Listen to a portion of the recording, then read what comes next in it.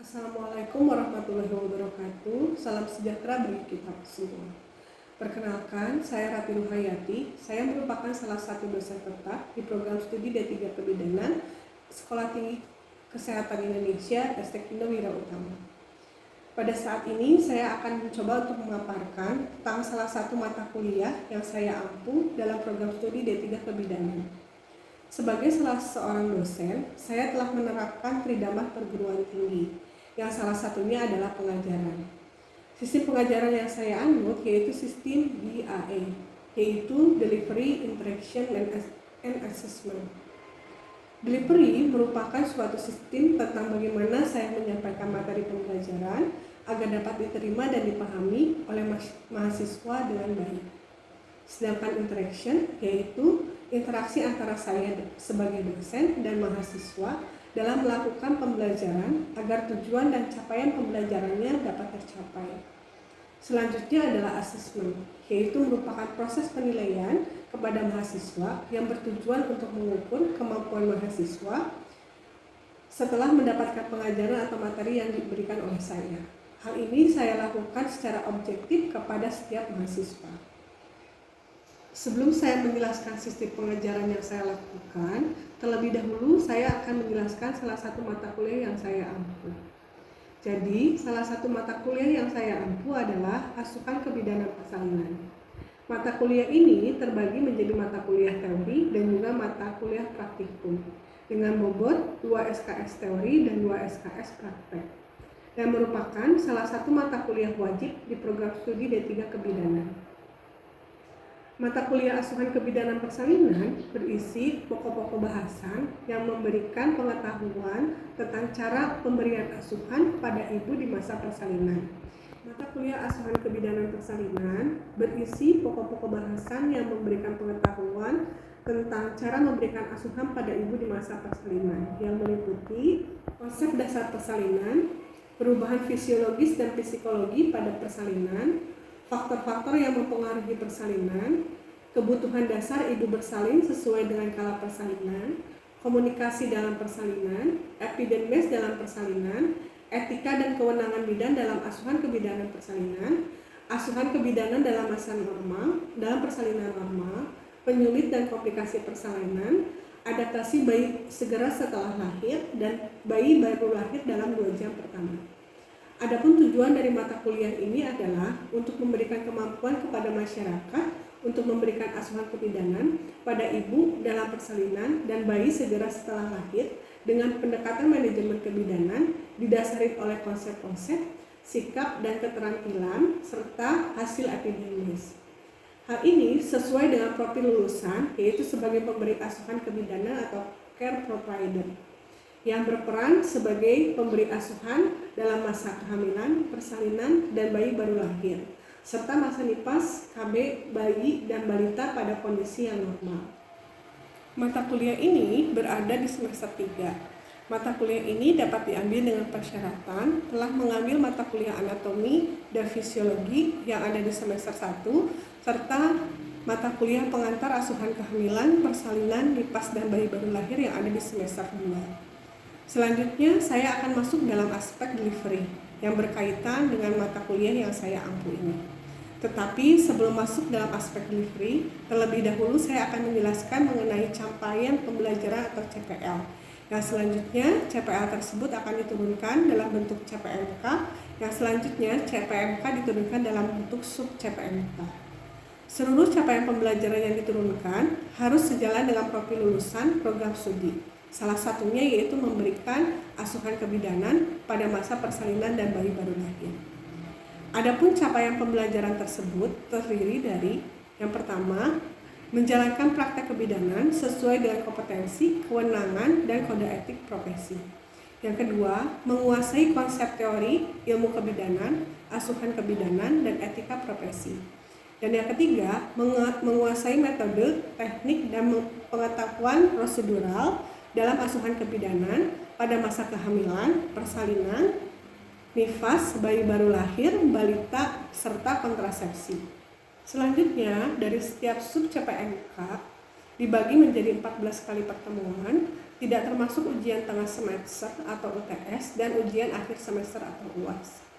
Untuk mendukung pembelajaran di kelas, saya juga menggunakan berbagai literatur atau referensi dan berbagai jurnal, baik itu jurnal nasional maupun internasional, untuk mendukung evidence base dari materi tentang persalinan. Itulah model delivery yang saya gunakan pada proses pengajaran yang saya ambil tersebut. Selain itu juga, saya membuat beberapa modul mata kuliah dan juga modul praktikum yang digunakan di lingkungan Sekolah Tinggi Kesehatan Indonesia Esekino Wiraudama. Selanjutnya adalah tentang sistem interaction. Adapun sistem interaksi yang saya gunakan di kelas yaitu sistem Student Center Learning atau sering kita kenal dengan sistem SCL.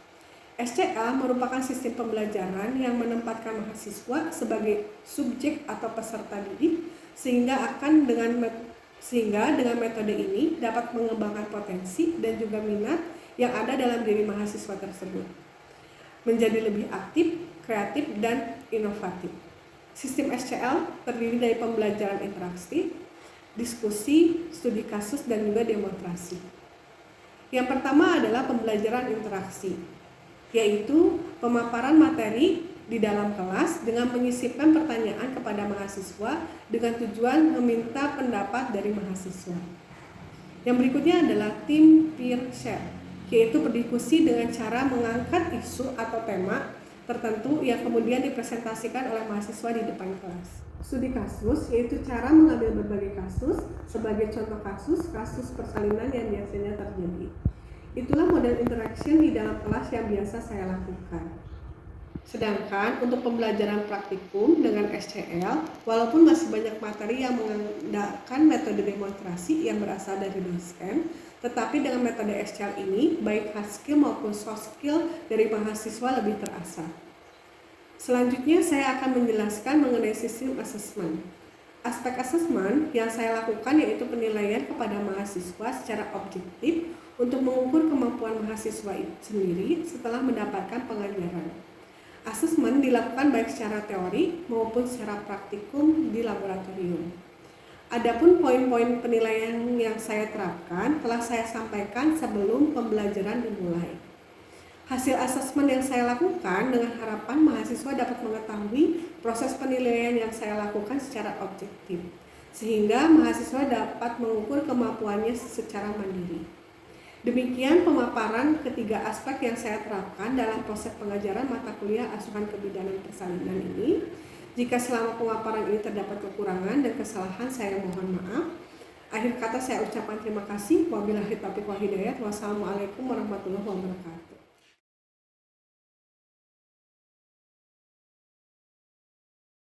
Bismillahirrahmanirrahim. Assalamualaikum warahmatullahi wabarakatuh.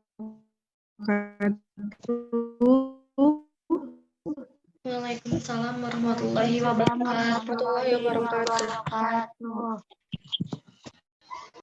Kita mulai ya. Ya, Bu. Ya.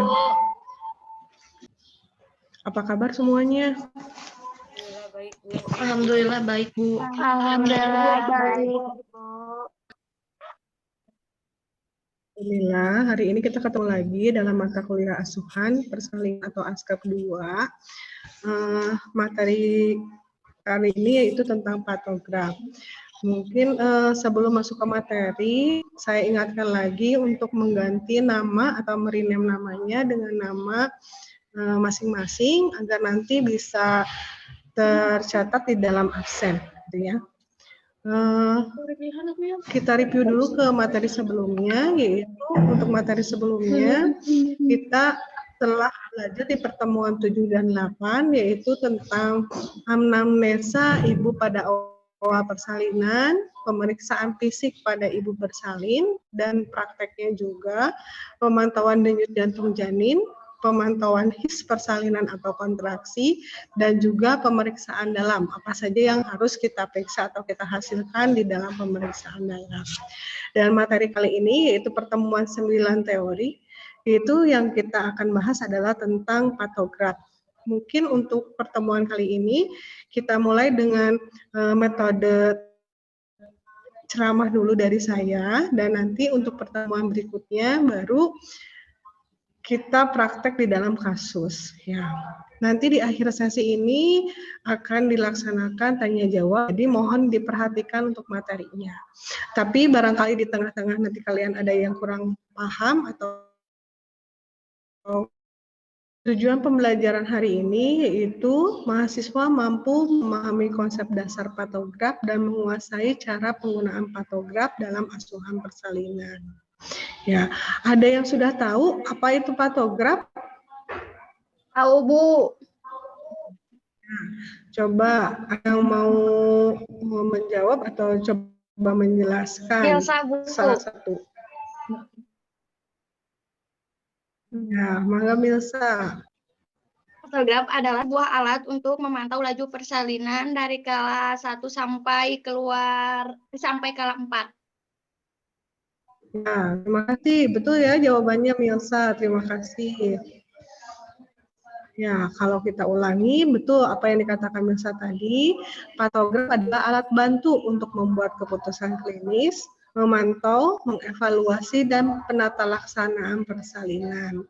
Ya, patograf ini dapat dipakai untuk memberikan peringatan awal bahwa suatu persalinan berlangsung lama, adanya kegawat daruratan, dan juga persalinan lama dan adanya rujukan atau harus dilakukan rujukan. Jadi ini adalah sebagai alat bantu pada saat kita melakukan pertolongan atau memberikan asuhan persalinan. Kapan itu patograf harus digunakan? Jadi patograf itu melakukan pada saat Ibu sudah memasuki fase aktif kala 1 persalinan. Coba untuk fase aktif kala 1 persalinan dari pembukaan berapa? Nah, mulai dari pembukaan 4 ya. Nah, seperti kalian tahu bahwa patograf itu ada 2 bagian ya. Ada bagian depan, ada juga bagian belakang. Untuk yang bagian depan ya, bisa dilihat ini adalah untuk memantau kala 1 persalinan. Sedangkan untuk bagian belakang dia sudah masuk ke kala 2, kala 3 sampai dengan kala 4. Manfaatnya apa saja nih untuk patograf? Sangat banyak ternyata.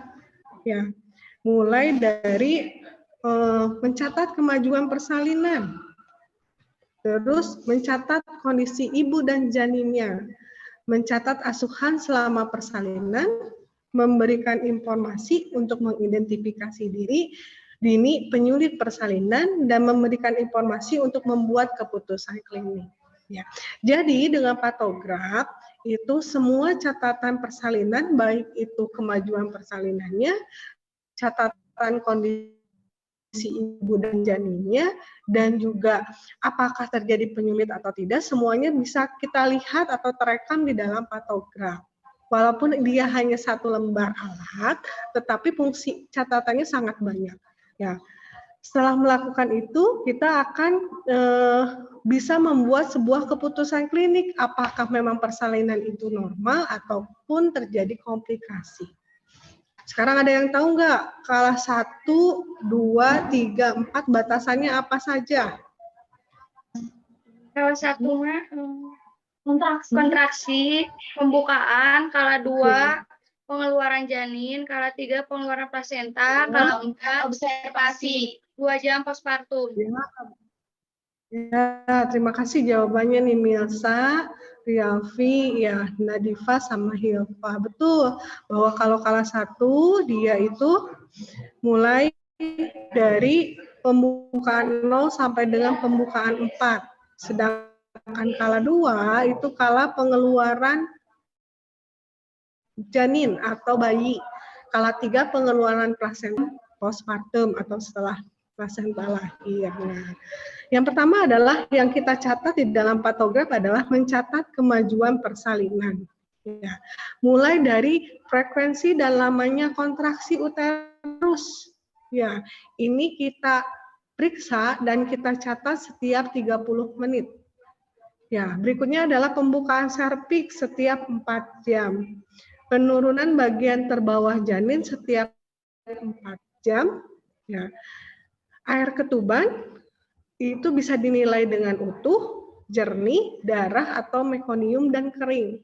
Dan penyusupan kepala itu ada tandanya 0, plus 1, plus 2, dan plus 3. Nah, untuk yang pembukaan, penurunan bagian terbawah janin, air ketuban, dan penyusupan, ini kita dapatkan dari hasil pemeriksaan dalam. Berarti yang 4 poin yang bawah ini, dia kita dapatkan 4 jam sekali, karena pemeriksaan dalam dianjurkan untuk 4 jam sekali. Tapi kecuali ada indikasi sebelum 4 jam kita harus melakukan pemeriksaan dalam. Ada yang tahu nggak indikasinya apa sebelum 4 jam kita melakukan pemeriksaan dalam? Kontraksinya Yo, yang lainnya. kuat dan cepat, dan frekuensinya lama. Betul, salah satunya adalah frekuensi hissnya lama atau kuat. Ya, si ibu kelihatannya sangat merasakan sakit atau nyeri. Yang lainnya? Ada yang tahu nggak? Berikutnya. Nih. Berikutnya adalah pembukaan serviks dan penurunan bagian terbawah janin. Ya. Jadi ada bagian untuk menulis pembukaan serviks dan bagian terbawah janin. Kolom ini terbagi menjadi 2. Untuk nomor 0 sampai dengan 4, ya 0 sampai dengan 4 ke atas, itu berarti untuk menulis penurunan bagian terbawah janin. Ya, sedangkan angka 4 sampai dengan 10 yang ke atas, itu untuk menulis kontraksinya, pembukaannya berapa. Ya, jadi yang bagian 0 sampai 4 dia untuk menulis penurunan bagian terbawah janin, dan dari 4 ke 10 untuk menulis pembukaan serviks. Karena apa? Karena patograf digunakan setelah pembukaan 4. Gitu. Ya, jadi ini terbagi menjadi 2. Waktunya satu kolom ini adalah 30 menit. Sedangkan untuk yang bawah, nomor bawah berarti 30 menit dikali 2 atau 1 jam. Untuk pengisian penurunan bagian terbawah janin, kita menggunakan tanda yang bulat seperti bagian yang di bawah. Ya, sedangkan untuk pembukaan serviks kita kasih tanda silang. Ya, nanti antara tanda silang yang satu dengan berikutnya kita kasih penghubung, begitupun dengan bagian terbawah janin. Antara tanda bulat satu dengan yang berikutnya kita kasih penghubung juga, garis. Kalau yang pertama ini berarti berapa kali kontraksi coba? 3 kali.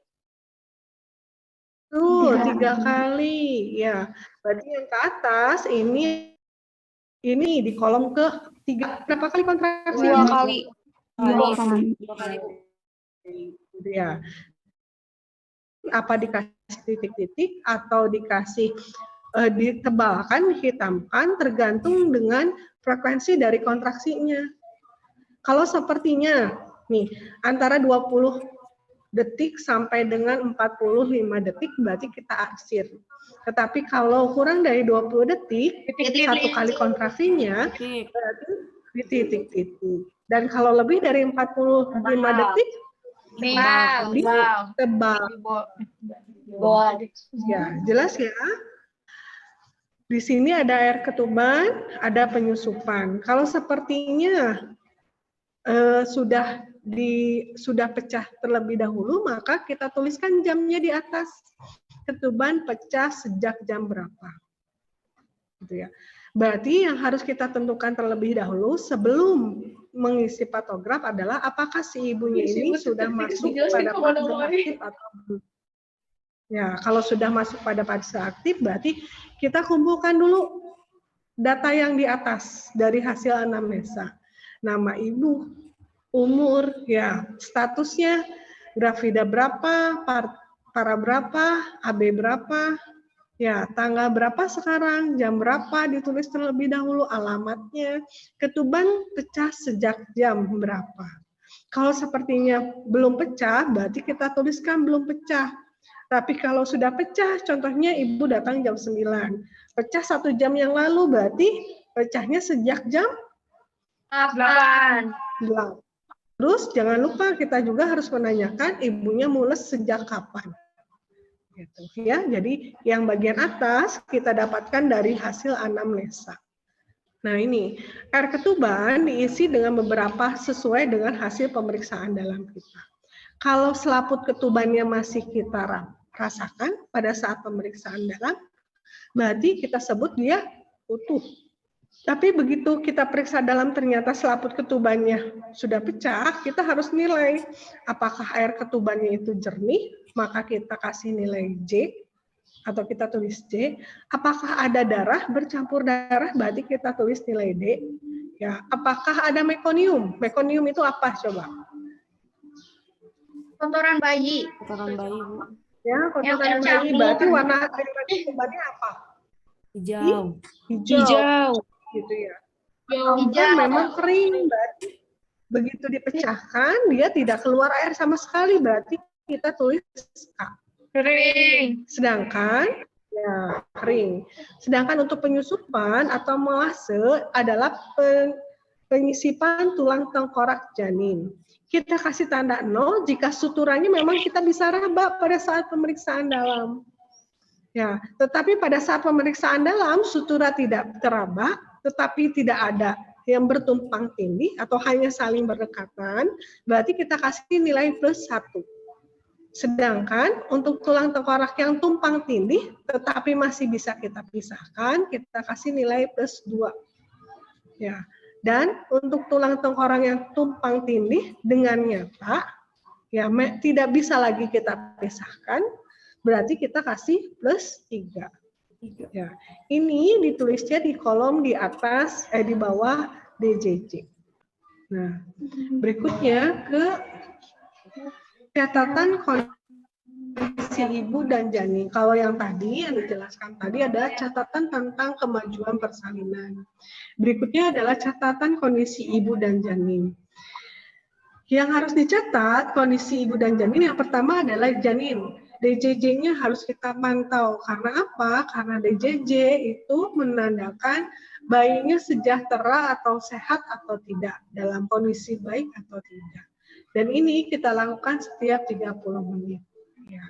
Jangan lupa selain kondisi janin, kita juga harus melakukan pemantauan kondisi ibu.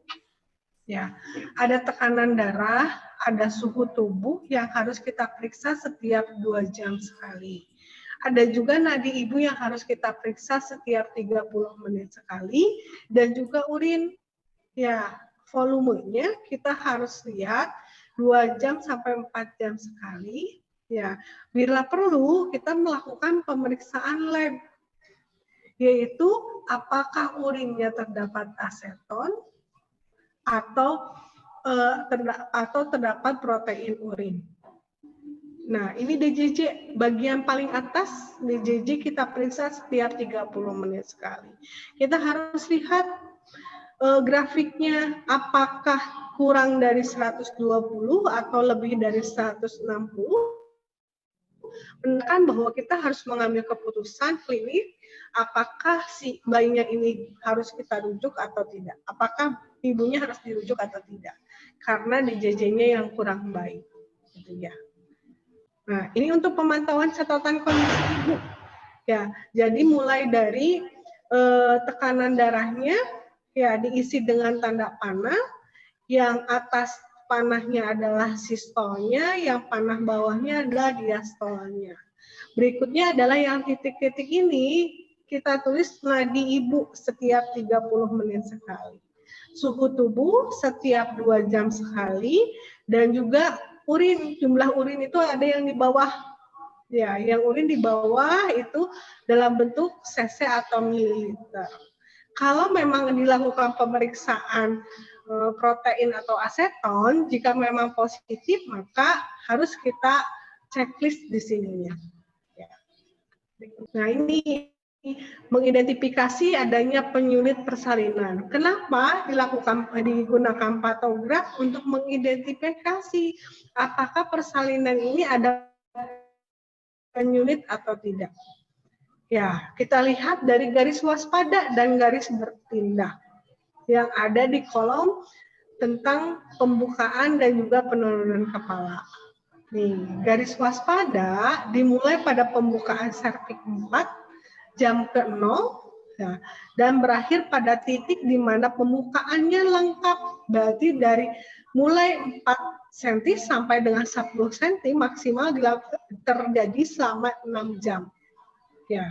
Pencatatan dimulai pada garis waspada. Jika pembukaan serviksnya mengarah ke sebelah kanan garis waspada, maka harus dipertimbangkan adanya penyulit. Dan garis bertindak tertera sejajar di sebelah kanan yang berjarak 4 jam pada garis waspada. Jadi antara garis waspada dengan bertindak itu jaraknya 4 jam. Jika pembukaannya telah melampaui dan berada di sebelah kanan garis bertindak, maka menunjukkan perlu dilakukan tindakan untuk menyelesaikan persalinan. Sebaiknya ibu harus berada di tempat rujukan sebelum garis bertindak terlampaui. Jadi kalau sudah melebihi garis waspada, berarti kita harus mulai prepare untuk melakukan rujukan atau tindakan berikutnya yang harus dilakukan pada ibu. Bagian belakang patograf. Jadi untuk bagian depan patograf itu memantau kala 1 persalinan. Sedangkan untuk bagian belakang kita mulai catat dari mulai kala 1 kalau terjadi kegawat daruratan dan dilakukan rujukan. Berikutnya adalah kala 2, 3, 4 dan bayi baru lahir. Data dasar yang terdiri dari tanggal, nama bidan, tempat persalinan, alamat tempat persalinan. Jadi nanti kalau di BPM dituliskan BPM, contohnya BPM Sakila gitu ya. Jadi dicatatkan di situ. Berikutnya adalah alasan rujukan. Kalau memang si pasiennya itu dirujuk, berarti hanya bagian depannya saja yang kita isi ya. Bagian belakangnya kita hanya tuliskan sampai dengan alasan dirujuk, tempat merujuk, tempat pendamping saat merujuk, dan masalah dalam kehamilan atau persalinan sehingga dilakukan rujukan. Kala 1 terdiri dari pertanyaan-pertanyaan tentang patograf saat melewati garis waspada, masalah lain yang timbul, penata laksanaan, dan hasil penata laksanaan. Contohnya jika terjadi gawat janin atau DJJ-nya kurang dari 120 atau lebih dari 160, maka kita berikan oksigen atau ibu dimiringkan ke kiri. Nah, apa hasilnya? Itu penata laksanaan. Hasilnya bagaimana? Oh, DJJ-nya jadi bagus gitu ya, jadi normal lagi. Baru kita tuliskan di situ.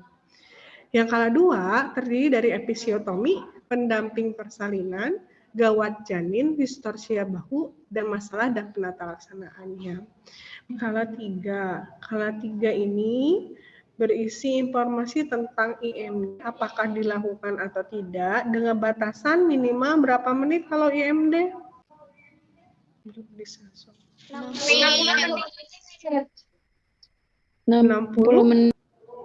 60 menit ya, jangan lupa.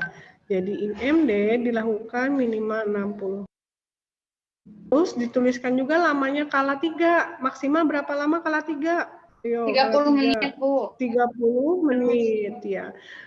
Dengan pemberian oksitosin 2 kali. Ya, kalau hanya 1 kali pemberian oksitosin berarti maksimal 15 menit. Gitu ya. Berikutnya, apakah dilakukan PTT atau peregangan tubuh pusat terkendali atau tidak? Dilakukan masase selama berapa menit? Selama berapa detik kalau setelah plasenta lahir? 15 detik atau 15 kali. Ya. Dan diperiksa juga kelengkapan plasentanya, apakah utuh atau tidak plasentanya. Apakah terjadi retensio plasenta atau tidak setelah lebih dari 30 menit plasentanya belum lahir dan sudah 2 kali diberikan oksitosin. Ya, apakah terjadi laserasi, dilakukan hecting atau tidak, diberikan anestesi atau tidak pada saat hecting, ya, apakah terjadi atonia uteri, jumlah perdarahannya berapa, normal atau tidak, masalah lain dan pelaksanaan dan hasilnya. Kala 4 berisi tentang data tekanan darah, nadi, suhu tubuh, tinggi pulus uteri, kontraksi uterus, kandung kemih, dan perdarahan. Selama kala 4 atau 2 jam setelah postpartum. Dan untuk bayi baru lahir berisi tentang berat badannya berapa, panjang badan, jenis kelamin, penilaian bayi apakah langsung menangis atau tidak, gitu ya.